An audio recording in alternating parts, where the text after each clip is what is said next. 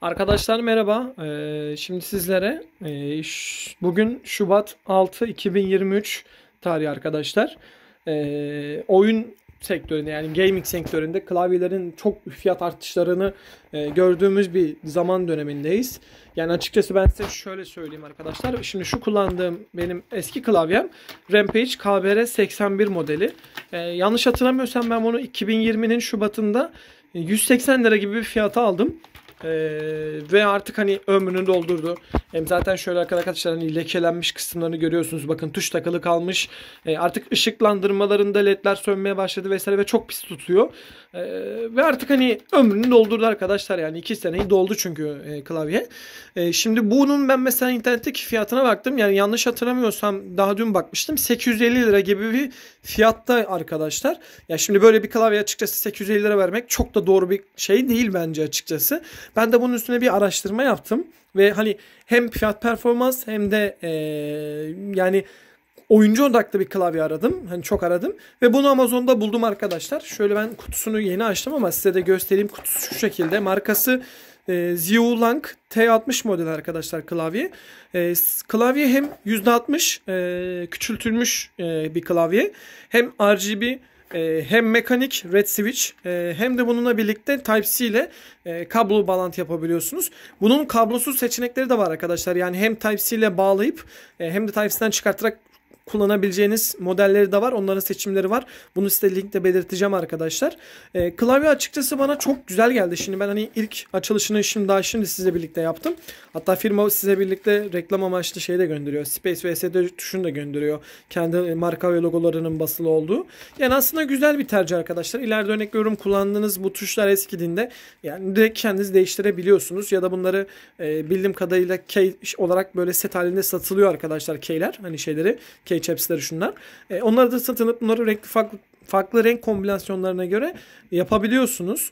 Şimdi klavye ise şöyle bir küçük halini göstermek gerekirse şöyle bir saniye. Yani ne kadar küçük bir klavye olduğunu şöyle anlayabilirsiniz. Bayağı bir küçültülmüş bir klavye. Şimdi bununla birlikte bazı arkadaşlar şunları da soruyor olacak. İşte örnek veriyorum. Şimdi bu kısımdan sonraki tuşlar olmadığı için işte bunları kullanamayacakmış şeklinde sorular gelebiliyor. Onun için de firma şöyle bir şey yapmış. Şu gördüğünüz kısımları farkındaysanız bakın ok, işte DLT, End, Page Down tuşlarını burada aslında kombinasyonlamışlar. Örnek veriyorum Fn tuşuna bastığınızda şununla birlikte End kombinasyonunu çalıştırıyor vesaire şeklinde. Aslında klavyenin içine gömmüşler. Bence güzel olmuş ve ben açıkçası WASD yani şu kısmı çok kullanan bir klavyeyim. Yani şu kullandığım klavyede emin olun şu kısmı zaten hiç kullanmadım bile diyebilirim. Yani çok da ihtiyacım olan bir kısım değildi. Biraz da artık hem masa açısından şöyle benim masam biraz dar arkadaşlar oyun oynadığımda. Yer açılması için hani biraz daha klavyeden boyu kısıtmam benim için çok daha büyük avantaj oldu. Şöyle bir size switchlerin sesini göstereyim.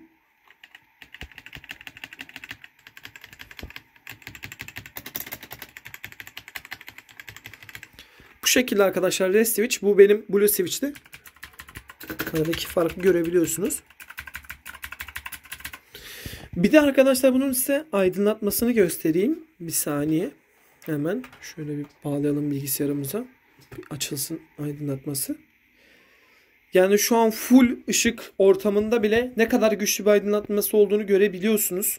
Hatta ben şimdi size şu ışığı da bir kapatayım. Yani akşam ışığındaki gücünü şöyle bir göstereyim arkadaşlar. Şu an daha orta kısımda. Yani gece aydınlatması cidden çok güzel ve çok net bir aydınlatması var arkadaşlar.